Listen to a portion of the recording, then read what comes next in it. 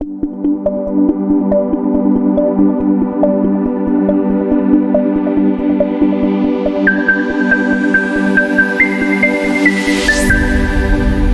Students, pharmaceutical organic chemistry part 3 जो कि based है AKTUP pharma second year semester 4 के सिलेबस पे और जिसका सब्जेक्ट कोड है BP401T। इसका मैं आज 4th लेक्चर आप लोगों के लिए लेकर आया हूँ। इसके पहले जो 3 लेक्चर्स थे उनके लिंक आपके डिस्क्रिप्शन बॉक्स में दिए गए हैं, उनको वहाँ पे जा करके क्लिक करके उन लेक्चर्स को आप लोग देख सकते हो। और अगर आप लोगों ने अभी तक चैनल को सब्सक्राइब नहीं किया है तो चैनल को सब्सक्राइब कर लें।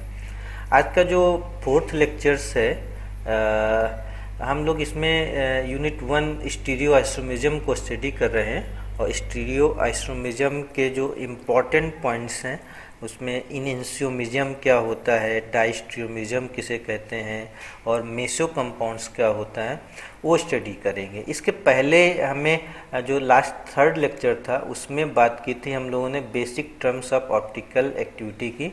इसमें 2 टर्म्स हम लोगों ने आपके साथ में डिस्कस किया था। पहला था एलिमेंट्स ऑफ साइमेट्री क्या होती है और दूसरा था कि कायरल और अकायरल कंपाउंड्स किसे कहते हैं और इसको कैसे आप लोग आइडेंटिफाई करेंगे।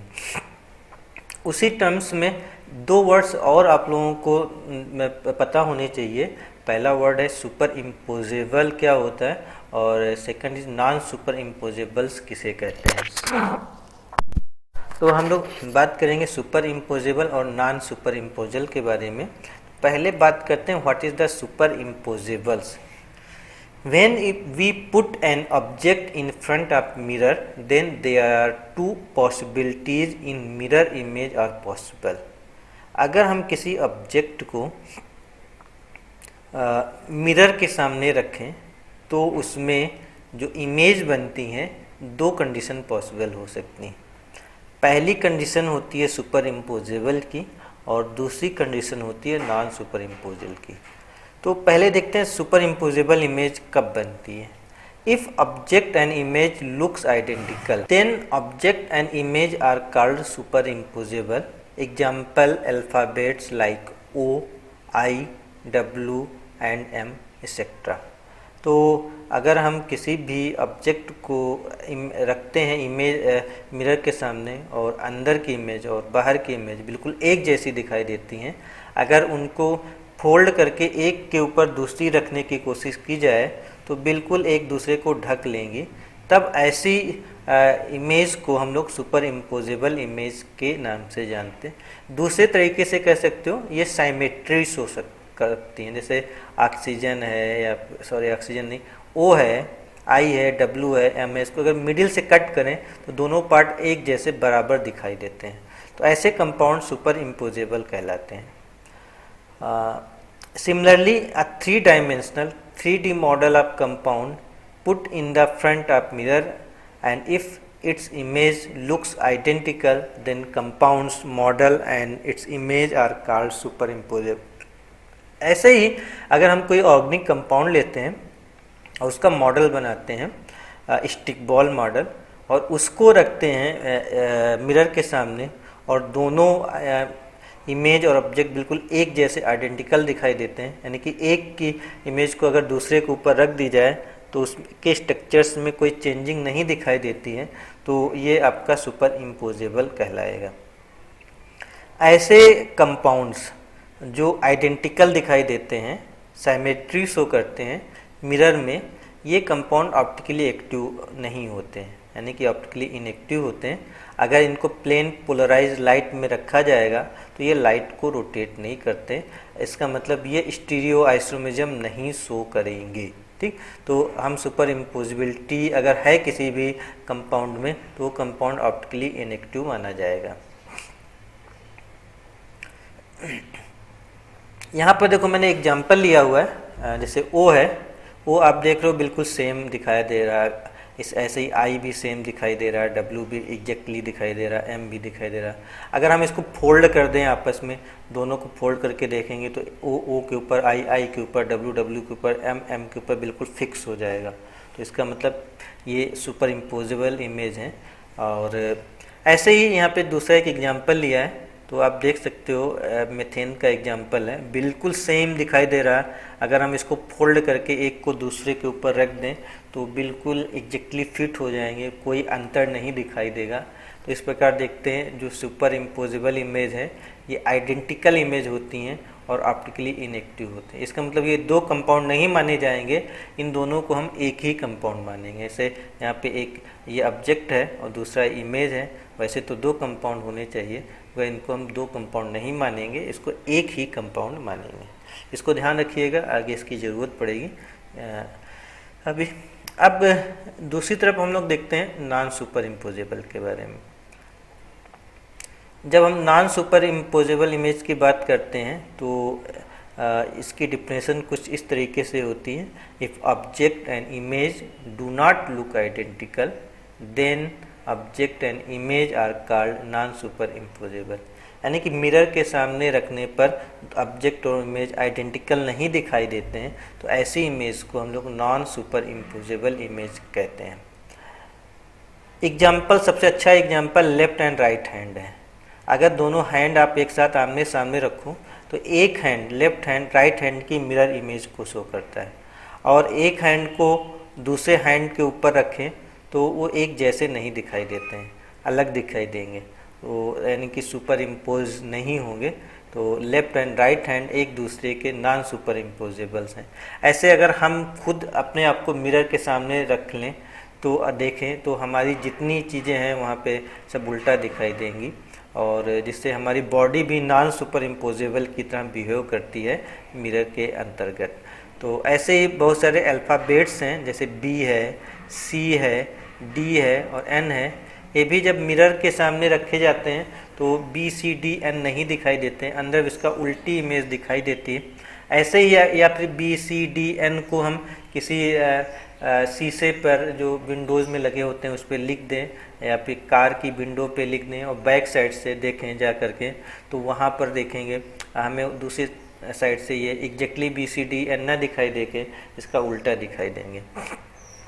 तो ये सभी compound non super imposable image कहलाती हैं।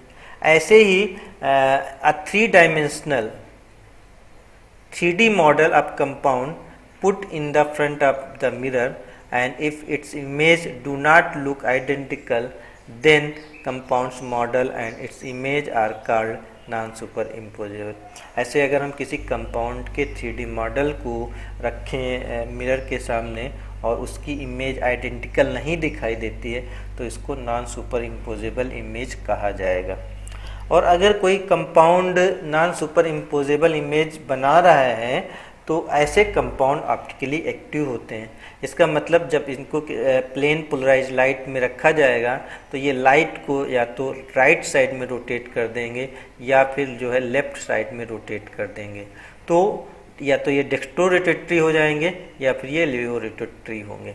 ठीक, तो इस कहने का मतलब है ऐसे कंपाउंड जो नॉन सुपर इम्पोजेबल इमेज बनाते हैं वो ऑलवेज ऑप्टिकली एक्टिव हो सकते हैं। यहाँ पे अगर हम इनके डायग्राम देखें तो यहाँ पे देखो हमने B C D N mirror के सामने रखा हुआ है, तो बी की इमेज देख रहे हो अंदर बिल्कुल उल्टा बनती है, सी की उल्टा बनती है, डी की उल्टा बनती है और एन की हमेशा उल्टा बननी। तो अगर अब इसमें किसी भी इमेज को इनको फोल्ड कर दें, यानी कि एक को उठा करके दूसरे के ऊपर रखने की कोशिश करें तो आपका ये कुछ सी ऐसा दिखाई देगा और बी भी कुछ अजीबोगरीब कुछ ऐसा दिखाई देने लगेगा। तो ये एक दूसरे पर फिट होते हुए नहीं दिखाई देंगे। डी आपको ऐसा दिखाई देगा, एन आपका कुछ अजीबोगरीब आपका बन करके कुछ ऐसा दिखाई देगा, ये कुछ ऐसा हो जाएगा। तो ये फिट नहीं होते हैं, इसलिए ये आपके आइडेंटिकल नहीं है, नॉन सुपर इम्पोजेबल है। ऐसे ही देखो यहाँ पे कंपाउंड लिया हुआ है क्लोरोफ्लोरोब्रोमोमीथेन का। इसमें आप अगर दोनों इमेज को एक के ऊपर एक रखने की कोशिश करें तो Cl के ऊपर फिट हो जाएगा, मगर जो फ्लोरीन है आपका, फ्लोरीन इसमें इस साइड आता हुआ दिखाई दे रहा, फ्लोरीन ऐसे आता हुआ दिखाई दे रहा, ब्रोमीन कुछ आपका ऐसे हो गया है और हाइड्रोजन आपका इधर चला गया।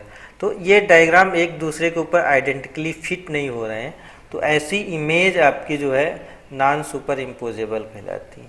तो यहाँ पे जो कंडीशन निकल के आती हैं mirror image non identical image हैं तो इन्हें हम नॉन सुपर इम्पोजेबल कहेंगे, और ऐसे कंपाउंड ऑप्टिकली एक्टिव होते हैं, यानी कि प्लेन पोलराइज लाइट को रोटेट करने की क्षमता इसके अंतर्गत होती है। तो इस प्रकार हम किसी भी कंपाउंड के 3D मॉडल का स्ट्रक्चर ड्रा करके पता लगा सकते हैं कि वो ऑप्टिकली एक्टिव होगा कि नहीं होगा। तो इतनी चीज़ें हमने पढ़ी, साइमेट्री पढ़ी, कायरल अकायरल कंपाउंड पढ़े, सुपर इम्पोजेबल और नॉन सुपर इम्पोजेबल पढ़ा। तो इससे क्या जो कंडीशन ऑप्टिकल आइसोमेरिज्म की निकल के आती हैं वो कुछ इस प्रकार है। पहला पॉइंट है कायरल कंपाउंड होने के लिए, ऑप्टिकल आइसोमेरिज्म होने के लिए या फिर स्टीरियो आइसोमेरिज्म होने के लिए सबसे ज़रूरी काम है कायरल सेंटर का, मॉलिक्यूल में कायरल सेंटर होना चाहिए। दूसरी जो कंडीशन शर्त है वो है मॉलिक्यूल है वो नॉन सुपर इम्पोजेबल इमेज, इनकी जो इमेज है वो नॉन सुपर इम्पोजेबल होनी चाहिए। और जो तीसरी कंडीशन है molecule do not contain any elements of symmetry. जो 4 तरीके की एलिमेंट साइमेट्री आपको पढ़ाई गई उनमें से कोई भी साइमेट्री प्रेजेंट नहीं होनी चाहिए। अगर कोई कंपाउंड इन तीनों शर्तों को पूरा करता है तो कंपाउंड ऑप्टिकली एक्टिव होगा और प्लेन पोलराइज लाइट को रोटेट करेगा डी डायरेक्शंस में या फिर एल डायरेक्शन में, एक्सेप्ट रेसमिक मिक्सचर्स। यहाँ पे मैंने रेसमिक मिक्सचर का एग्जांपल नहीं लिया, आगे चल के पढ़ाएंगे। तो एक्सेप्ट रेसमिक मिक्सचर बाकी सारे कंपाउंड आपके ऑप्टिकली एक्टिव होंगे। तो ये शर्तें हैं किसी कंपाउंड के ऑप्टिकल आइसोमेरिज्म शो करने के लिए। कायरल सेंटर होना चाहिए, नॉन सुपर इम्पोजेबल इमेज होनी चाहिए, नो एलिमेंट साइमेट्री होनी चाहिए। अगर 3 शर्तें हैं तो कंपाउंड ऑप्टिकली एक्टिव होगा। तो एक्चुअली नेक्स्ट क्वेश्चन उठता है क्यों पढ़ें स्टीरियो केमिस्ट्री, क्या इंपॉर्टेंस है इसके। तो इसकी जो इम्पोर्टेंस है उसको हमने शॉर्ट फॉर्म में यहाँ पे समराइज करने की कोशिश की है। Stereo isomers has a specific interaction towards other stereo isomer. एक स्टीरियोमर्स आइसोमर की जो रिएक्शन होती है या फिर जो इंटरेक्शन होते हैं वो दूसरे स्टीरियोमर्स के लिए स्पेसिफिक होते हैं। कहने का मतलब एक स्टीरियो आइसोमर किसी एक पार्टिकुलर फिक्स दूसरे स्टीरियो आइसोमर के साथ में ही रिएक्शन करेगा, सभी के साथ में इंटरेक्शन नहीं करता है। सेम वैसे ही जैसे आपका ताला और चाबी होती है, की एंड लॉक होता है, तो एक स्टीरियोमर की तरह काम करेगा, दूसरा लॉक की तरह काम करेगा। जैसे एक की चाबी दूसरे ताले में नहीं लगती है, वैसे यहाँ पर भी स्टीरियो आइसोमर दूसरी जगह पे रिएक्शन नहीं करते हैं। तो ये स्पेसिफिक हो जाते हैं, यानी कि वर्क स्पेसिफिक हो जाते हैं। जो स्टीरियो कंपाउंड हैं उनका अपने वर्क होते हैं और एक स्टीरियो आइसोमर एक ही काम करेगा, यानी कि कोई भी कन्फ्यूजन वाले काम ये नहीं करता है।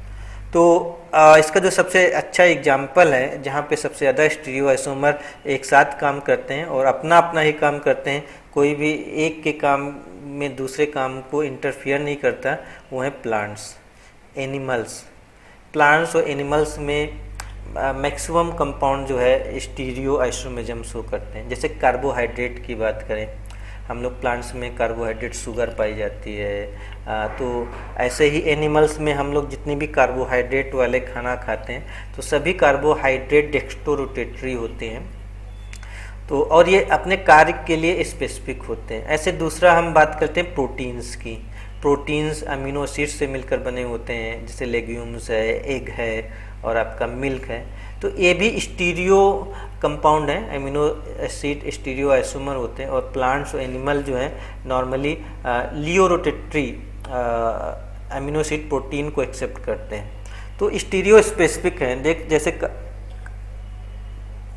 तो इनका ऐसे ही ढेर सारे एंजाइम्स हैं हमारी बॉडी में, हार्मोन्स हैं, वो सब के सब आपके स्टीरियो आइसोमेरिज्म शो करते हैं। और एक आइसोमर, एक एंजाइम, एक हार्मोन्स केवल उनका एक फिक्स काम होता है, वही काम करते हैं, दूसरे के काम में इंटरफेयर नहीं करते हैं। ऐसे हम लोग ढेर सारी ड्रग्स बनाते हैं। जैसे तो ये जो ड्रग्स हैं ये भी कई सारी ड्रग्स हैं आपके स्टीरियो आइसोमर होते हैं और वो जा करके किसी एक पार्टिकुलर काम को हमारी बॉडी में करते हैं और दूसरी जगह पे काम नहीं करते हैं। और इसका रीज़न क्या होता है की एंड लॉक मॉडल। ये एक स्टीरियो आइसोमर हमारी बॉडी में कहीं पर भी जा करके या तो किसी प्रोटीन के साथ में बाइंड करेगा या किसी कार्बोहाइड्रेट के साथ में बाइंड करेगा और किसी दूसरे के साथ में ये बाइंड नहीं करता है। तो ये आपका इम्पॉर्टेंट पॉइंट हो जाता है स्टीरियो स्पेसिफिसिटी। ऐसे ही हम लोगों ने बहुत सारी केमिकल रिएक्शन भी डिस्कवर की हुई हैं जिसमें देखते हैं कि पार्टिकुलर एंजाइम्स या फिर पार्टिकुलर स्टीरियो आइसोमर का कंपाउंड एक फिक्स रिएक्शन करता है और केवल एक ही प्रोडक्ट बनाता है और दूसरे प्रोडक्ट को बनने नहीं देता। तो ये इसकी इम्पोर्टेंस है। तो प्लांट्स, एनिमल, ड्रग्स और कुछ chemical reactions make various reaction selective. Selective means एक ही काम करेंगी, लगेगा 3-4 काम हो सकते हैं मगर होगा एक ही काम, और स्पेसिफिक होती हैं, यानी कि जो काम है वही काम करेंगे, दूसरा काम नहीं करेंगे एज पर रिक्वायरमेंट। एग्जाम्पल हम ऊपर बता ही चुके हैं, यहाँ पे दोबारा लिखा हुआ है। Our body supports only dextrorotatory carbohydrate and levorotatory amino acid. हमारी बॉडी केवल डेक्स्ट्रोरोटेटरी कार्बोहाइड्रेट को सपोर्ट करती है। लियोरोटेटरी कार्बोहाइड्रेट हमारे लिए किसी काम का नहीं है, बॉडी में काम नहीं करेगा, नुकसान करेगा या तो कोई काम नहीं करेगा। ऐसे ही अमीनो एसिड है, लियोरोटेटरी है, और लियोरोटेटरी अमीनो एसिड ही हमारी बॉडी को सपोर्ट करेंगे। अगर हम डेक्स्ट्रोरोटेटरी अमीनो एसिड लेते हैं तो हमारी बॉडी को सपोर्ट नहीं करेंगे। ऐसे कई सारी ड्रग्स हैं, उसके 2 स्टीरियो आइसोमर होते हैं, उसमें से एक आइसोमर हमारे लिए ड्रग्स का काम करता है और दूसरा आइसोमर या तो ड्रग्स का काम नहीं करता है या तो बहुत कम काम करता है या फिर नुकसानदायक होता है। कई सारी ड्रग्स हैं जो पाया गया उसका एक आइसोमर तो ड्रग्स की तरह काम करता है और दूसरा आइसोमर पॉइजन की तरह काम करता है। तो ये इम्पोर्टेंस है स्टीरियो केमिस्ट्री का।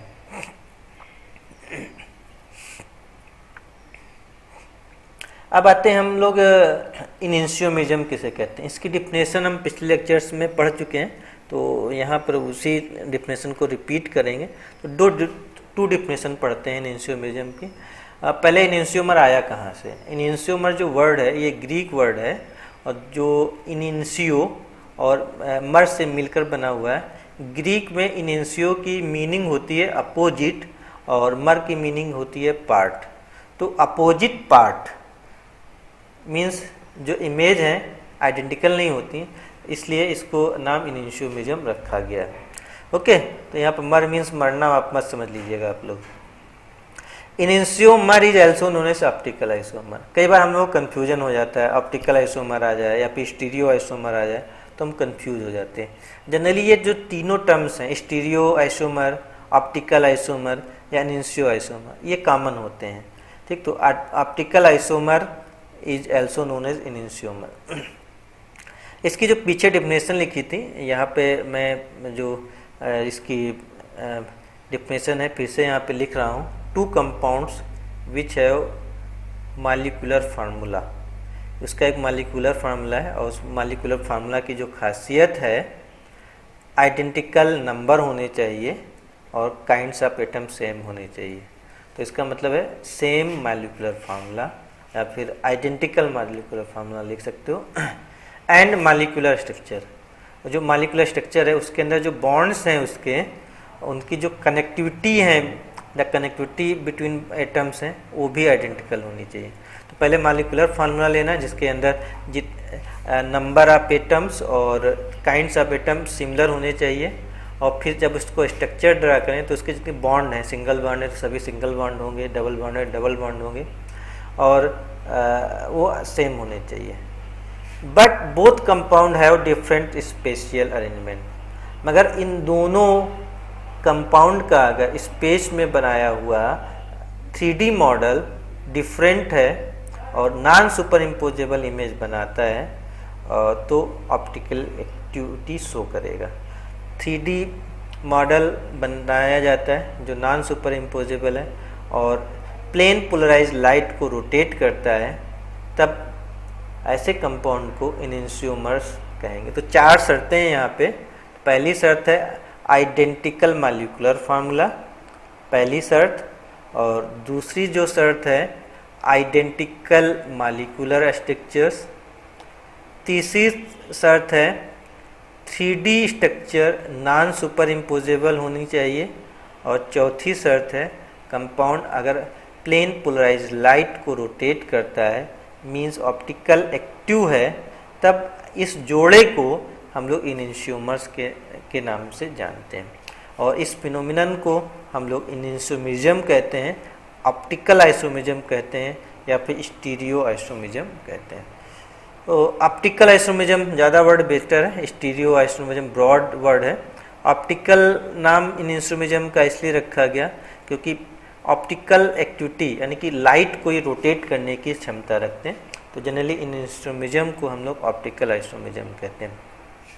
तो ये ब्रॉड इसकी डिफिनेशन है। अगर इसकी डिफिनेशन को शॉर्ट किया जाए तो हम कुछ इस तरीके से इसकी डिफिनेशन भी लिख सकते हैं।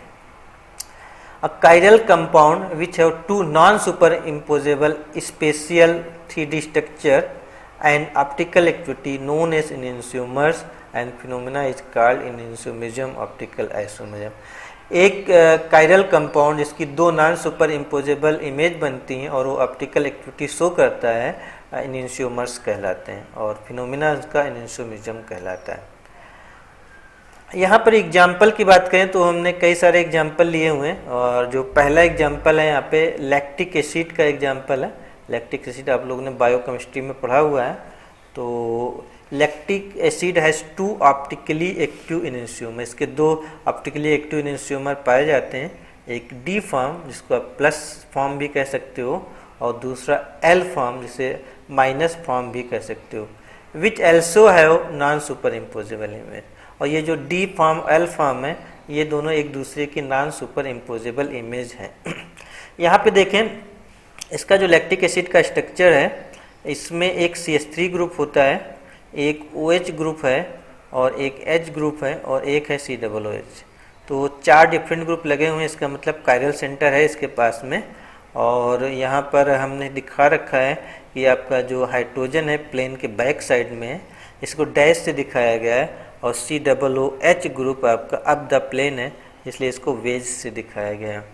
अब इसकी अगर मिरर इमेज बनाई जाए तो इमर OH के सामने दिखाई दे रहा है, मगर H आपका देख सकते हो आपका इधर दूर जा रहा है, CH3 और COOH मिरर इमेज में अपोजिट दिखाई देंगे। अगर इस पूरे स्ट्रक्चर्स को उठा करके इसके ऊपर रख दिया जाएगा तो ये एक जैसा नहीं दिखाई देगा। OH तो अपनी जगह पे दिखाई देगा, OH अपनी जगह पे दिखाई देगा, मगर H आपका जो ये वाला H है, H आपका इधर दिखाई दे रहा है, और जो COOH है यहाँ पे दिखाई दे रहा है, और जो CH3 है आपका वो इधर चला गया। तो ये जो कंपाउंड है आप देख सकते हो एक के ऊपर दूसरा फिट नहीं हो रहा है। पूरी इमेज को उठा करके सीधा सीधा ऊपर रखा जाए तो ये फिट नहीं होता है, एक जैसा नहीं दिखाई देता है, इसलिए नॉन सुपर इम्पोजेबल है।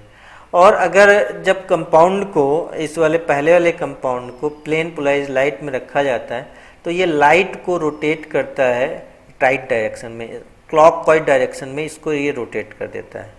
क्लॉकवाइज डायरेक्शन में प्लेन पोलराइज को रोटेट करने की वजह से ये डेक्स्ट्रोरोटेटरी कहलाता है। तो प्लस लैक्टिक एसिड है, और इसका जो रोटेशन रहता है यानी कि स्पेसिफिक रोटेशन की बात करें तो स्पेसिफिक रोटेशन आता है 13.5 डिग्री, और इसको लिखते हैं प्लस साइन लगाना जरूरी है, नहीं तो हमें पता नहीं चलेगा कि किधर रोटेशन हो रहा है। तो साइन बताओगे और साथ में डिग्री बताओगे, तो इसका स्पेसिफिक रोटेशन कैलकुलेट करने पर 13.5 आता है। ये चीज़ हम पिछले लेक्चर में डिस्कस करके आए हुए हैं कि स्पेसिफिक रोटेशन कैसे निकाला जाता है, तो आप वहाँ पे जा करके इसको आप लोग देख सकते हो। फिर इसकी जो मिरर इमेज होती है, मिरर इमेज आपकी ये लाइट को अपोजिट डायरेक्शन में रोटेट कर रहा होता है। लाइट को इसने रोटेट किया आपका लेफ्ट साइड में, यानी कि लियो रोटेटरी एंटी क्लॉकवाइज डायरेक्शन में रोटेट करता है, इसलिए इसके साइन को माइनस या फिर एल से डोनेट किया जाएगा। तो ये माइनस लैक्टिक एसिड है, और जब इसका स्पेसिफिक रोटेशन निकाला जाता है तो ये भी 13.5 डिग्री निकल के आता है। अगर साइन चेंज होगा, साइन आगे माइनस लगाएंगे। तो इस प्रकार देखते हो जो दो इनेंशियोमर हैं इनके जो स्पेसिफिक रोटेशन होते हैं वो सेम है, मगर इनके साइन चेंज होते हैं, एक डेक्स्ट्रोरोटेटरी होता है, दूसरा लियो रोटेटरी होता है। तो ये था एग्जाम्पल लैक्टिक एसिड का। ऐसे ही अगर हम लोग अमीनो एसिड की बात करें, similarly alanine as well as other amino acids, जो दूसरे अमीनो एसिड हैं उनकी हम बात करें, एक्सेप्ट ग्लाइसिन, ग्लाइसिन को छोड़ करके, तो सभी के सभी 2 इनइंशियोमर्स शो करते हैं। जैसे अमीनो, आप लोगों ने 20 अमीनो एसिड पढ़े हुए हैं हमारी बॉडी के लिए बायोकेमिस्ट्री में, जिसमें से ग्लाइसिन उसके पास कायरल सेंटर नहीं होता है, इसलिए ऑप्टिकली इनएक्टिव होता है। ग्लाइसिन का अगर डायग्राम बनाए यहाँ पे तो आप देख सकते हो उसका डायग्राम होता है, NH2 तो रहेगा यहाँ पे, NH2 और 2 हाइड्रोजन जुड़े होते हैं इसके साथ में, इसलिए ये अकायरल कंपाउंड होता है। तो ग्लाइसिन अकायरल है, इसलिए ऑप्टिकल एक्टिविटी शो नहीं करेगा। तो ये आपका इसका डायग्राम बनता है। तो बाकी जितने भी अमीनो एसिड हैं वहाँ पे एक H रिप्लेस होकर के वहाँ पे R जुड़ा होता है, तो जिसकी वजह से कायरल होते हैं। इसमें से एक एग्जांपल हम यहाँ पे एलानीन का ले रहे हैं। तो एलानीन में और लैक्टिक एसिड को कंपेयर करें तो इतना ही अंतर है, OH के स्थान पे NH2 जुड़ जाता है। तो यहाँ पे आप देख सकते हो NH2 जुड़ा हुआ है, फिर एक CH3 है, एक COOH है और आपका H है। तो ये प्लस एलानीन है, ये लाइट को डेक्स्ट्रोरोटेटरी रोटेट करता है और इसका जो स्पेसिफिक रोटेशन है 14.5 डिग्री है। क्योंकि डेक्स्ट्रोरोटेटरी रोटेट करता है इसलिए प्लस लिखेंगे या फिर स्मॉल d लिखेंगे। ऐसे ही इसकी मिरर इमेज बनाने पर, मिरर इमेज वाला जो कंपाउंड है वो लाइट को लियो रोटेटरी रोटेट करता है और इसको माइनस साइन से या L से लिखेंगे और इसका रोटेशन जो स्पेसिफिक रोटेशन है वो 14.5 डिग्री आता है। तो रोटेशन दोनों के सेम है, एक का प्लस है और दूसरे का माइनस होता है। तो ये पेयर भी आपके इनइंशियोमर का एक एग्जाम्पल कहलाएंगे। तो यहाँ पर देखो हमने 3D स्ट्रक्चर लिए हुए हैं दोनों में। आगे अगर और एग्जाम्पल लेने की बात करें, चूँकि हम लोग पढ़ रहे हैं ड्रग्स, बी फार्मा मीन्स आपको ड्रग्स की स्टडी करनी है, तो एक हम ड्रग्स का एग्जांपल ले लेते हैं। ड्रग्स में हम इब्यूप्रोफीन्स की बात करेंगे, इसका स्ट्रक्चर देखेंगे। जो इब्यूप्रोफीन ड्रग्स है ये आपकी एंटी इन्फ्लामेटरी ड्रग्स है, यानी कि स्वेलिंग कम करती है, साथ में पेन को कम करने का काम करती है। और इसके 2 इनइंशियोमर्स होते हैं, इसमें कायरल सेंटर प्रेजेंट होता है। इस बार हम 3D स्ट्रक्चर ना बना करके 2D स्ट्रक्चर बनाया हुआ है यहाँ पे। तो ये आपका इब्यूप्रोफीन का डायग्राम है, जिसमें आपका एक मिथाइल ग्रुप है, एक हाइड्रोजन ग्रुप है और एक COOH ग्रुप जुड़ा होता है और ये इसका कायरल सेंटर होता है। यहाँ पे एक कायरल सेंटर होता है और जो चौथा बल्कि ग्रुप लगा होता है वो आपका पैरा आइसोब्यूटाइल फिनाइल चेन जुड़ी होती है। तो ये आपका इब्यूप्रोफीन्स कहलाता है और चूँकि कायरल सेंटर है इसलिए ये आपका मिरर इमेज बनाता है, यानी कि ऑप्टिकली एक्टिविटी शो करता है। जो इसका दूसरा इनइंशियोमर का डायग्राम हमने यहाँ पे बनाया हुआ है। तो इस प्रकार इब्यूप्रोफीन आल्सो हैज़ 2 इनइंशियोमर। तो इसको आप लोगों को तैयार करना है। नेक्स्ट पॉइंट है आपका जो इनकी सिमिलरिटीज़ क्या है, इनकी प्रॉपर्टीज़ की बात करें तो पहले हम लोग देखेंगे इनइंशियोमिज्म में क्या सिमिलरिटीज़ पाई जाती हैं। अब पेयर ऑफ इनइंशियोमर्स है वो similar physical and chemical properties. अगर आप इनइंशियोमिज्म स्टडी करोगे तो इनकी मैक्सिमम क्या, सभी फिजिकल प्रॉपर्टी और केमिकल प्रॉपर्टी बिल्कुल एक जैसी होती हैं। जैसे मेल्टिंग पॉइंट दोनों का सेम निकलेगा, बॉइलिंग पॉइंट बिल्कुल सेम होगा, डेंसिटी भी आइडेंटिकल होगी, सॉल्युबिलिटी भी सेम होगी, रिफ्रैक्टिव इंडेक्स भी सेम होगा। साथ में हम लोग इनके स्पेक्ट्रोस्कोपिक प्रॉपर्टीज स्टडी करें, जैसे यूवी अल्ट्रावायलेट स्पेक्ट्रा स्टडी करें, इंफ्रारेड स्पेक्ट्रा को स्टडी करें या फिर न्यूक्लियर मैग्नेटिक रिजोनेंस स्पेक्ट्रा की स्टडी करें, जिसको हम लोग NMR के नाम से जानते हैं, तो दोनों सेम आते हैं। और साथ में अगर इनकी रिएक्शन लगाएं, सेम रिएक्शन लगाएं, तो पाएंगे उन रिएक्शन के होने का समय भी एक है, same rate of chemical reaction, तो केमिकल रिएक्शन भी सेम होती हैं। तो सब कुछ सेम है, इसलिए it is difficult to separate easily. इनको सेपरेट करना बहुत ही टिपिकल काम होता है। दोनों इनइंशियोमर के अगर मिक्सचर है तो उसको आप सेपरेट नहीं कर सकते हो आसानी से। और आप कंपाउंड अगर दिया गया है, जैसे चीनी दे दी जाए, तो दो चीनी दे दी जाए तो दोनों एक जैसी दिखाई देंगी, अब उसमें कुछ डिफरेंट नहीं निकाल पाओगे। मेल्टिंग पॉइंट निकालोगे सेम आएगा, बॉइलिंग पॉइंट भी सेम आएगा, डेंसिटी भी सेम आएगी, सब कुछ सेम आएगा। फिर आखिरी में कह दोगे दोनों कंपाउंड एक ही हैं, तो फिर क्या करें? So both enantiomer look like a chiral single compound and can not distinguish. इसलिए इनको ये प्रॉपर्टीज जो कॉमन प्रॉपर्टी अब तक लाइफ में पढ़ते आए हो, उनको देख करके इनको आप डिफ्रेंशिएट नहीं करोगे, तुम कहोगे दोनों बिल्कुल सेम कंपाउंड है। दूसरी तरफ अगर हम लोग बात करें यहाँ पे, तो डिफरेंस क्या होते हैं? तो दो मेन डिफरेंस हैं जो पीछे मैं आपको पढ़ाता आया हूँ। Difference direction of rotation in polarimeter. अगर दोनों प्योर कंपाउंड दिए गए हैं आइसोमर के, तो जब इनको पोलरीमीटर में रखा जाएगा तो ये लाइट को रोटेट करेंगे अपोजिट डायरेक्शन में। एक डी डायरेक्शन में रोटेट करेगा डेक्स्ट्रो रोटेटरी, दूसरा एंटी क्लॉकवाइज रोटेट करेगा लियो रोटेटरी। पहला एक डिफरेंस ये होता है कि प्लेन पोलराइज्ड लाइट को अपोजिट डायरेक्शन में रोटेट करते हैं, और दूसरा अंतर ये होता है difference interaction with other chiral molecules such as enzymes, proteins etcetera. ये क्या करते हैं, जब किसी कायरल कंपाउंड के साथ में रिएक्शन कराई जाती है तो क्या होता है, तो वहाँ पे डिफरेंट होता है, तो वहाँ से जो नया प्रोडक्ट बनता है उसको आप डिफ्रेंशिएट कर सकते हो। तो दो अंतर हैं, इन्हीं दो अंतर के बेसिस पे कंपाउंड को हम लोग जो है आइडेंटिफाई करते हैं और सेपरेट करने की कोशिश करते हैं। तो इम्पॉर्टेंट पॉइंट ये है। तीसरा चीज़ है, आप किसी भी कंपाउंड को नॉन सुपर इम्पोजिबिलिटी चेक करके, उसका कायरल सेंटर पता लगा करके और साथ में साइमेट्री देख करके पहले ये आइडेंटिफाई कर लेते हैं कि वास्तव में इसमें कायरल सेंटर है, होगा कि नहीं होगा। अगर लगता है कि हाँ इसमें कायरल सेंटर है, ये आपका कायरल कंपाउंड हो सकता है, तब हम फिर उसका रोटेशन चेक करेंगे, और फिर अगर मुझे सेपरेट करना होगा तो हम दूसरे कायरल कंपाउंड के साथ में उसकी रिएक्शन कराएंगे, और जो नया कंपाउंड बनेगा उसको हम लोग आइडेंटिफाई करके दोनों को डिफ्रेंशिएट करेंगे। तो केवल डिफरेंस ऑप्टिकल रोटेशन के बेसिस पे किया जा सकता है, बाकी दोनों जुड़वा हैं और जुड़वा में कोई अंतर नहीं होता है, सब कुछ एक जैसा दिखाई देगा। तो ये था इनहेंसियोमरिज्म। आगे हम लोग नेक्स्ट टॉपिक आपका देखते हैं, डायस्टेरियोमरिज्म किसे कहते हैं। Stereoisomers which are not mirror image of one another and are non-superimposable one another. This type of stereoisomers are known as diastereomers and phenomena is known as diastereomism.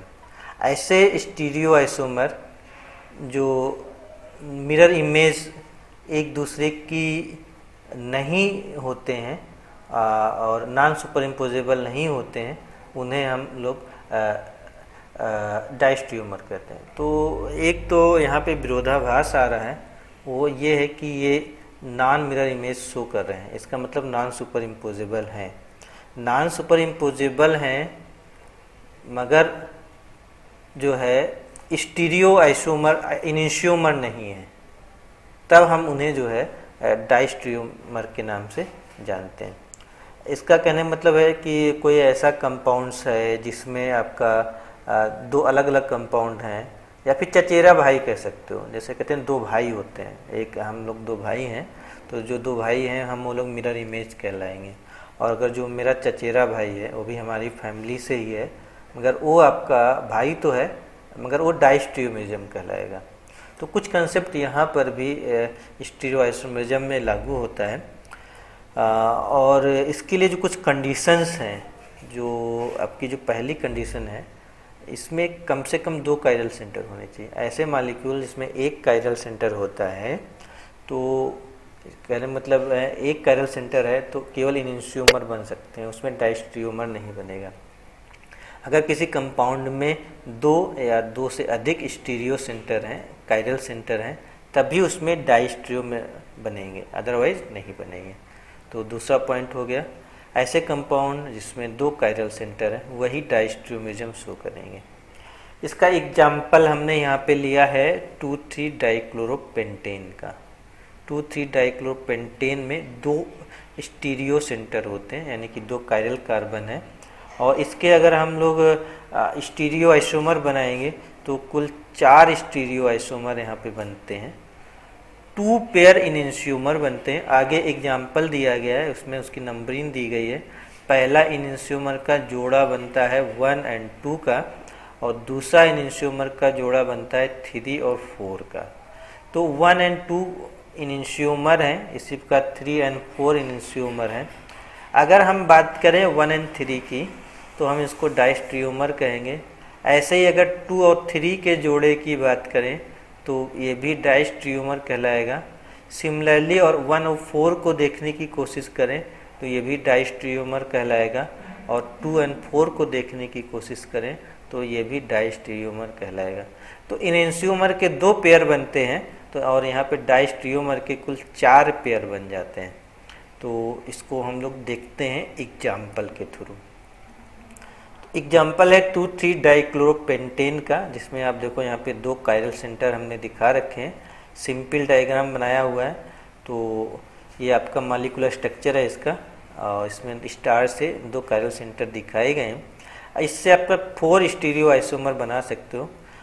एक स्टीरियो आइसोमर जो बनाया है यहाँ पे देखो, ये Me है, यहाँ पे जो CH3 लगा हुआ है इसको मैंने यहाँ पे Me से दिखाया है, और जो ये है आपका CH2CH3 उसको हमने ET से दिखाया गया है। और क्लोरीन को हमने पहले डायग्राम में यहाँ पे इस साइड में क्लोरीन बनाया है। हाइड्रोजन जो यहाँ पे नहीं दिखाई दे रहा है वो मैंने यहाँ पे दिखाया हुआ है। ऐसे जो दूसरा क्लोरीन है दोनों को एक साथ यहाँ पे नहीं बनाए हैं, दूसरा क्लोरीन अपोजिट साइड में बनाया हुआ है, और हाइड्रोजन तो क्लोरीन दोनों अपोजिट साइड में बनाए हुए हमने दिखाए। इस बार मैंने 2D स्ट्रक्चर इसका लिया है, 3D स्ट्रक्चर मैंने यहाँ पे नहीं लिया है, तो क्योंकि उसमें थोड़ा कन्फ्यूजन हो जाता है, तो हमने 2D स्ट्रक्चर यहाँ पे लिया हुआ है। तो इसकी मिरर इमेज बनाओगे तो आपका MECl HCl ET बन जाएगा, और अगर एक को उठा के दूसरे के ऊपर रखने की कोशिश करें तो ये non super imposable image show करते हैं। इस तरीके से पहली कंडीशन यहाँ पे बनती है। कलर पे ध्यान देना है, यहाँ पे ब्लू कलर से मैंने दिखाया हुआ है इसको। तो 1 और 2 आर इनेंशियोमर, ये आपकी mirror image non super imposable mirror image है, इसलिए ये इनेंशियोमर कहलाते हैं। तो यहाँ पे मिरर इमेज जो होगा वो आपका इनेंशियोमर है। ऐसे इस बार जो मैंने नेक्स्ट स्ट्रक्चर बनाया जिसमें दोनों Cl एक साथ में कर लिए हैं, और Me अपनी जगह पर है, ET अपनी जगह पे है, और हाइड्रोजन दोनों दूसरी तरफ एक साथ हो गए।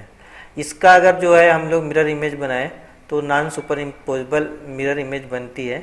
इसका मतलब इस पूरे डायग्राम को उठा करके अगर इसके ऊपर पुट कर दें तो बिल्कुल फिक्स नहीं होंगे। H के ऊपर Cl आएगा और Cl के ऊपर H आएगा, तो ये फिक्स नहीं होंगे। इसका मतलब नॉन सुपर इम्पोजेबल इमेज हैं, और इस तरीके से 3 और 4 जो है इनेंशियोमर कहलाएंगे। तो ये नॉन सुपर इम्पोजर मिरर इमेज हैं, और इसलिए 3 और 4 का जो पेयर है ये इनेंशियोमर कहलाएगा। इसको मैंने रेड कलर से दिखाया हुआ है, तो ब्लू कलर हो गया, रेड कलर हो गया। अब 1 और 3 को क्या कहेंगे, ये क्वेश्चन उठता है। 1 और 3 का जोड़ा जो है इसको देखने की कोशिश करें तो हम लोग इस जोड़े को, यानी कि एक ब्लू लेना है और एक रेड लेना है। कोई भी एक ब्लू लीजिए, कोई भी एक रेड लीजिए, तो इसका जो जोड़ा बनेगा ये आपस में मिरर इमेज नहीं बनाते, एक दूसरे की मिरर इमेज नहीं है, मगर ऑप्टिकल एक्टिव हैं। ऐसे जोड़े को हम लोग डायस्ट्रियोमर कहते हैं। तो ऐसे ऑप्टिकली एक्टिव कंपाउंड जो आपस में एक दूसरे की मिरर इमेज नहीं है, यानी कि आपस में जुड़वा नहीं है, चचेरे भाई टाइप के हैं, तो ऐसे कंपाउंड को हम डायस्ट्रियोमर कहेंगे। ऐसे दूसरा ब्लू लेते हैं, एक ब्लू एक रेड का जोड़ा बनाते हैं, इसका मतलब 2 को ले लेते हैं और ले लेते हैं 3 को, 2 और 3 को लेकर के जोड़ा बनाने की कोशिश करें तो ये भी आपका डायस्ट्रियोमर कहलाएगा। ऐसे ही अब एक ब्लू लिया यहाँ पे, एक यानी कि 1 को ले लें और 4 को ले लें, यहाँ पे 1 और 4 का जोड़ा बनाएं, एक ब्लू और एक रेड का, तो ये भी आपका डायस्ट्रियोमर का जोड़ा कहलाएगा। सिमिलरली हम लोग 2 और 4 का जोड़ा बनाने की कोशिश करें, पेयर बनाएं, तो वो भी आपका डायस्ट्रियोमर कहलाएगा। तो ऐसे ऑप्टिकली एक्टिव कंपाउंड का पेयर जो इनेंशियोमर नहीं है वो आपका डायस्ट्रियोमर कहलाता है। तो ये थी डायस्ट्रियोमर की डिफिनेशन आप लोगों के लिए। दोनों इंस्ट्रूमर और डायस्ट्रोमेरिज्म की डिफिनेशन बहुत अच्छी तरह से आपको आनी चाहिए। ढेर सारे कंपाउंड बनाओ, उसमें डायस्ट्रोमर और इंस्ट्रूमर ढूंढने की कोशिश करो, डायग्राम बनाने की कोशिश करो। जितनी ज़्यादा प्रैक्टिस करोगे, डिफरेंट टाइप की बुक्स पढ़ो, डिफरेंट टाइप के आपके जितने ज़्यादा कंपाउंड आप स्टडी करोगे उतना नॉलेज पे आपका बेटर गेन होगा। एक वर्ड अब पहले देख लेते हैं इसकी प्रॉपर्टीज़ का है। प्रॉपर्टीज़ में यहाँ पे हम केवल डिफरेंस देखेंगे, सिमिलरिटीज़ यहाँ पे कम मिलती हैं। डायस्ट्रियोमर की जब आप स्टडी करोगे तो बहुत कुछ चेंज हो जाता है यहाँ पे। तो जो फिजिकल प्रॉपर्टी हैं, जैसे इनके बॉइलिंग पॉइंट हैं, मेल्टिंग पॉइंट हैं, डेंसिटी हैं, रिफ्रैक्टिव इंडेक्स हैं, सॉल्युबिलिटी हैं, रेट ऑफ केमिकल रिएक्शन, सब में डिफरेंस पाया जाता है। थोड़ा ज़्यादा डिफरेंस नहीं होगा, पर थोड़ा थोड़ा इतना डिफरेंस होगा कि इनको आसानी से पहचाना जा सकता है और डिफ्रेंशिएट किया जा सकता है। तो डाई स्टीरियो आइसोमर को सेपरेट करना, आइडेंटिफाई करना आसान होता है। So it can be separated easily two conventional method such as distillation करके इनको हम सेपरेट कर सकते हैं, रिक्रिस्टलाइजेशन करके इनको सेपरेट कर सकते हैं, और साथ में क्रोमेटोग्राफी करके भी इनको सेपरेट किया जा सकता है। तो सेपरेशन मेथड इसका आसान है। तो अब इनेंशियोमर को क्या करें? उस इनेंशियोमर को जब भी मुझे आइडेंटिफाई करना होता है या सेपरेट करना होता है तो हम किसी इसको डायस्ट्रियोमर में कन्वर्ट करते हैं। कोई ऐसी रिएक्शन करा देते हैं किसी दूसरे कायरल कंपाउंड से जिससे वो डायस्ट्रोमिज्म शो करने लगता है, फिर उसको सेपरेट कर लेते हैं और उसके बाद में और जो हमने रिएक्शन कराई होती है उसको दोबारा हटा देते हैं। तो बड़ी मेहनत का काम हो जाता है इनेंशियोमर को सेपरेट करना। एक और कंडीशन डेवलप होती है जब हम डायस्ट्रोमिज्म स्टडी करते हैं, उसमें एक एक्सेप्शनल केस है जिसको हम लोग मेसो कंपाउंड्स के नाम से जानते हैं। वो क्या है वो यहाँ पे देख लेते हैं। A multi chiral centred molecule which is optically inactive. कई बार होता है कि एक से ज़्यादा कायरल सेंटर हैं मगर कंपाउंड जो है ऑप्टिकली इनएक्टिव हो जाता है। क्यों हो जाता है भाई? सब कुछ मिलेगा, सुपर इम्पोजेबल क्यों हो जाता है? उसका रीजन है सुपर इम्पोजेबल इमेज। जब उसकी इमेज बनाते हैं तो वो नॉन सुपर इम्पोजेबल नहीं होती, और साथ में कंटेन प्लेन ऑफ सिमेट्री। तो कोई ऐसा कंपाउंड जिसमें एक से ज़्यादा कायरल सेंटर हैं और वो सुपर इम्पोजेबल इमेज बनाता है और प्लेन ऑफ सिमेट्री शो करता है, तो ऐसे कंपाउंड को ऑप्टिकली एक्टिव कहा जाता है, यानी ऑप्टिकली एक्टिव होता है, और ऐसे कंपाउंड को हम मेसो कंपाउंड कहते हैं। कायरल सेंटर प्रेजेंट है but it has super imposable, but it has symmetry and it is optically inactive, then ऐसे कंपाउंड को हम लोग मेसो कंपाउंड कहेंगे। और ऐसे अगर दो कंपाउंड आप बनाते हो तो दोनों कंपाउंड आइडेंटिकल माने जाएंगे, एक माने जाएंगे। इसका जो सबसे बढ़िया एग्जाम्पल बुक्स में हर जगह पढ़ाया जाता है वो है टार्ट्रिक एसिड।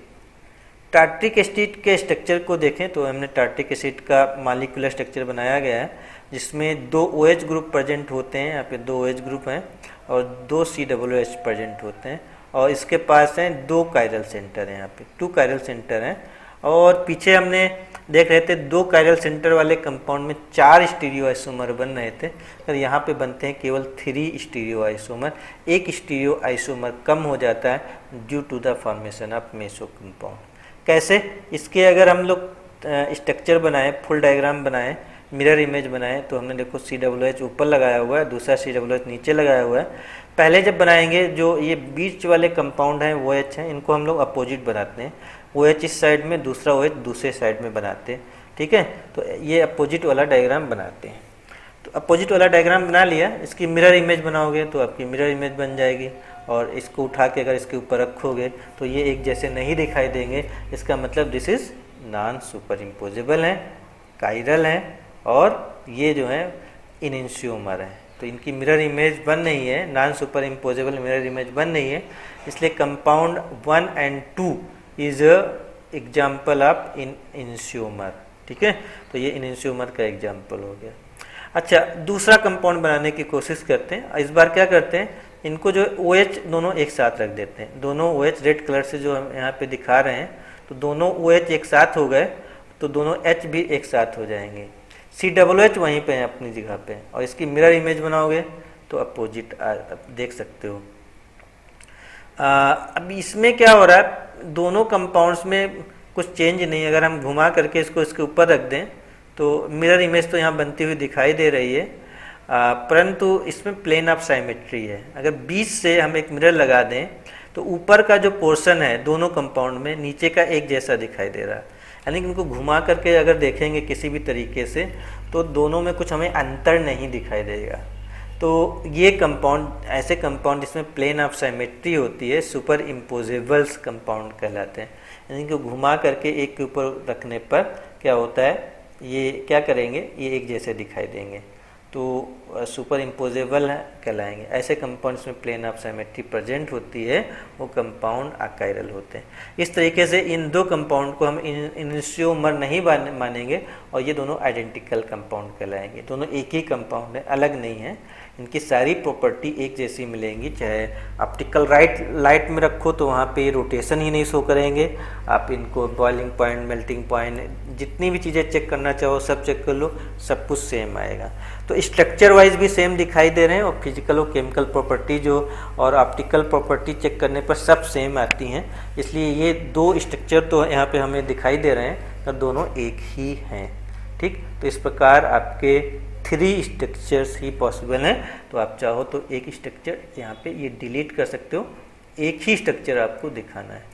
तो 3 आइसोमर, स्टीरियो आइसोमर बन रहे हैं, 1, 2 और 3, जिसमें 1 और 2 तो इनएंशियोमर हैं। अगर तीसरा जो कंपाउंड है ये आपका मेसो कंपाउंड कहलाता है। जो third compound is called meso compound because both mirror image is identical due to the presence of plane of symmetry. तो ऐसे कंपाउंड जिसमें प्लेन ऑफ साइमेट्री प्रेजेंट होती है वो कंपाउंड आइडेंटिकल होते हैं। ओके, तो मेरे हिसाब से आप लोगों को मेसो कंपाउंड क्या होता है अच्छी तरह से समझ में आ गया होगा। Due to presence of plane of symmetry the optical rotation plus and minus of upper and lower part are equal and in the opposite direction. एक क्वेश्चन यहाँ पे बनता है, क्यों भाई ऑप्टिकल रोटेशन इसका 0 हो जाता है, ऑप्टिकल एक्टिविटी क्यों नहीं शो करता। तो 2 कायरल सेंटर हैं, ऊपर भी है और नीचे भी है। एक का प्लस रोटेशन होता है, दूसरे का माइनस रोटेशन होता है, और ये रोटेशन क्या करता है, इक्वल होता है और एक दूसरे को कैंसिल कर देता है। ठीक, जिसकी वजह से कंपाउंड ऑप्टिकल इनएक्टिव हो जाता है। तो इम्पॉर्टेंट क्वेश्चन है, इसको आप लोगों को याद रखना है कि जो 2 कायरल सेंटर हैं due to presence of plane of symmetry, उनका जो रोटेशन होता है अपर एंड लोअर पार्ट का इक्वल होता है और अपोजिट डायरेक्शन में होता है, जो एक दूसरे को कैंसिल आउट कर देता है या फिर कह सकते हो बैलेंस कर देता है, जिसकी वजह से टोटल रोटेशन जो हमारी मशीन पोलरीमीटर में आता है वो 0 दिखाई देता है। तो इंटरनल रोटेशन लुक्स लाइक 0, जिसकी वजह से हम लोग इसको ऑप्टिकल इनएक्टिव कंपाउंड मानते हैं। तो ये है रीज़न अब मेसो कंपाउंड का, क्यों ये ऑप्टिकल एक्टिविटी शो करता है जबकि इसके पास 2 कायरल सेंटर प्रेजेंट हैं। ओके, अब मेन पॉइंट आ जाता है, पीछे हमने इनएंशियोमर पढ़ा, डायस्ट्रियोमर पढ़ा, इसमें डिफरेंस क्या होता है, डिफरेंस या फिर कंपेयर कर लेते हैं तो अच्छी तरह से दोनों चीज़ें समझ में आ जाती। तो पहला पॉइंट अगर हम लोग यहाँ पे देखें तो इनएंशियोमर में it are mirror image of each other, ये जो होते हैं एक दूसरे के मिरर इमेज होते हैं। ठीक है, और डायस्ट्रियोमर में मिरर इमेज, एक दूसरे की मिरर इमेज नहीं होते हैं। पहला point, it are non super impossible image of each other, एक दूसरे पर नॉन सुपर इम्पोजिबिलिटी शो करते हैं। It are non super impossible image with different stereo isomer, तो ये ईच अदर नहीं होते, डिफरेंट स्टीरियो आइसोमर का एग्जाम्पल होते हैं। तीसरा पॉइंट देखें, it have identical physical properties except optical rotation, optical rotation को छोड़ करके बाकी सारी जो फिजिकल प्रॉपर्टी हैं वो आपकी सेम होती हैं। और इसमें क्या होता है, it have different physical property and optical rotation, और जो डायस्टीरियोमर है इसमें फिजिकल प्रॉपर्टी और ऑप्टिकल रोटेशन जो है आपका क्या होता है, डिफरेंट होता है। It have identical chemical properties except interaction with other chiral compound. अगर हम केमिकल प्रॉपर्टी की बात करें एनंशियोमर की, वो सेम होंगी, मगर यहाँ पे जो दूसरे कायरल कंपाउंड के साथ में रिएक्शन है वो सेम होती हैं, नहीं डिफरेंट होती हैं। तो ये ध्यान रखना है कि केमिकल प्रॉपर्टी सेम है except interaction with other chiral compound. और अगर डाइस्टीरियोमर की बात करोगे तो केमिकल प्रॉपर्टी भी डिफरेंट रहेंगी और इंटरेक्शन भी डिफरेंट रहेगा, दोनों डिफरेंस हो जाते हैं। पांचवा पॉइंट अच्छा पॉइंट है, it is present in pair. Enantiomer हमेशा पेयर में प्रेजेंट होते हैं, केवल पेयर ही होंगे और इसमें सेवरल पेयर होंगे, they can be several pair. जैसे पीछे देख रहे थे एनंशियोमर के आपका एक कंपाउंड का एक पेयर बन रहा था और जब दूसरे कंपाउंड का दूसरा पेयर बन रहा था, और दूसरी तरफ वहाँ पे देख रहे थे पुल 4 पेयर डाइस्टीरियोमर में बन रहे थे। इट हैव वन और मोर स्टीरियो सेंटर। एनंशियोमर की बात करें इसमें एक स्टीरियो सेंटर हो सकता है और एक से ज़्यादा हो सकता है। तो डाइस्टीरियोमर में एक वाला कंसेप्ट हट जाता है, इसमें मिनिमम 2 से स्टार्ट होगा, 2 और मोर देन 2 स्टीरियो सेंटर होने चाहिए। तो अगर एक स्टीरियो सेंटर है तो केवल एनंशियोमर बनाएगा, अगर 2 या 2 से ज़्यादा स्टीरियो सेंटर हैं तो उसमें दोनों बनेंगे, एनंशियोमर भी बनेगा और डाइस्टीरियोमर भी बनेगा। और last point, it can not separated by physical method, और डाइस्टीरियोमर में it can separated by physical method. हम एनंशियोमर को फिजिकल मेथड से सेपरेट नहीं कर सकते, डाइस्टीरियोमर को फिजिकल मेथड से सेपरेट कर सकते हैं। तो हम अगर एनंशियोमर को हमें सेपरेट करना होता है तो उसको पहले डाइस्टीरियोमर में कन्वर्ट करते हैं, सेपरेट करते हैं, फिर वापस उसको एनंशियोमर बनाते हैं। तो डबल मेहनत लगती है एनंशियोमर को सेपरेट करने के लिए।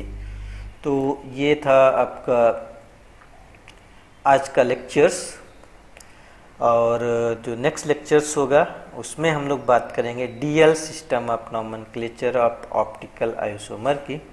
तब तक आप चैनल्स को लाइक करें, सब्सक्राइब करें, शेयर करें, और फुल लेक्चर्स जो पिछले 4 बनाए हुए हैं उनको देखें और उनके नोट्स बनाएं, उनको प्रिपरेशन करें।